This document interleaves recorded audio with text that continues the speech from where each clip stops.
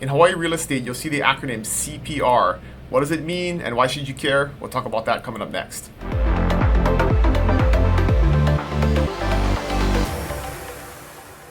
Hey, what's going on, friends? This week we're going to talk about CPRs and what that means. And we're not talking about when you have a heart attack and you're pumping on somebody's chest. But in Hawaii real estate, there is an acronym CPR, and it refers to Condominium Property Regime. And that's a fancy legal term for basically condos.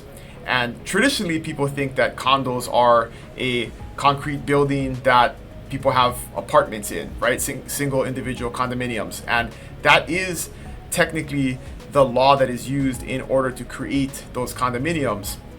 But a CPR or a condominium property regime doesn't have to be a certain type of building. It is really just a way to legally divide ownership of land to separate owners, two or more owners. And so it can also be applied to actually just property. And here in Kona, and there's lots of examples all across the state, but there's large and small CPR properties or condominium property regime properties.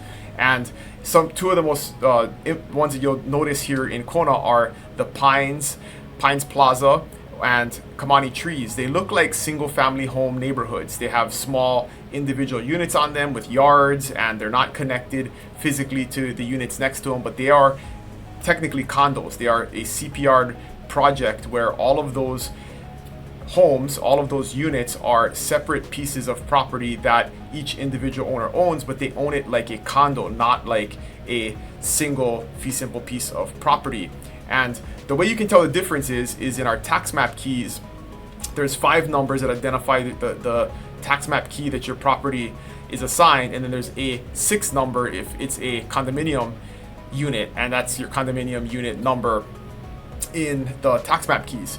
And so it's the same whether or not it looks and feels like a single family house or a building that has individual units in it. So there can be some similar situations in both cases. You can have common elements, right? In a condominium that has a high rise, you're going to have parking structures, you're going to have common elements, you're going to have walkways, you may have amenities, different things like that, shared driveways, things that the condominium has to pay for, all the owners have to pay for in the form of a maintenance fee. And you can also have that sometimes and sometimes not in a land condominium. So you may have a 5-acre piece of property that they've split into 3 pieces of property, 1.5 acres each roughly, that have individual homes on them. But if they all have separate access and no shared infrastructure, there wouldn't be any type of HOA or HOA fee or condominium fee to maintain those things. In other cases, there is a shared driveway, maybe a shared water system or a shared wastewater system that the owners all have to contribute to. So it is a very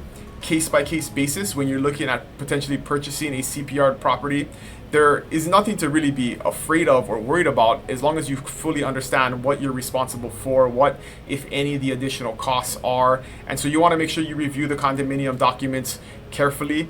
That's going to be filed with the state. It's going to be attached to any title report so you can see what the actual common elements are. Are you responsible for road maintenance at some point, or maybe pumping a shared septic tank if there's a shared wastewater system? There are things like that you want to take into account. It's way more straightforward in a condo building that's a high rise because you're going to have all of those things laid out in your maintenance fees. With a condo on land where it's single family homes, it may be a little bit less obvious, and you want to make sure you do your research and have a professional involved that can help you guide you through that. I personally live on an agricultural CPR. I have 1 acre of property. It's one piece of a larger 5-acre piece of property. It feels just like any type of ownership, only it is a condominiumized property. It is not a separate piece of property. So it's a way to subdivide properties and give individual ownership without actually subdividing the land. So it's very common throughout the state. You'll see them here and there, but if you have any questions, you can always ask me at dylan@buybigisland.com or book a meeting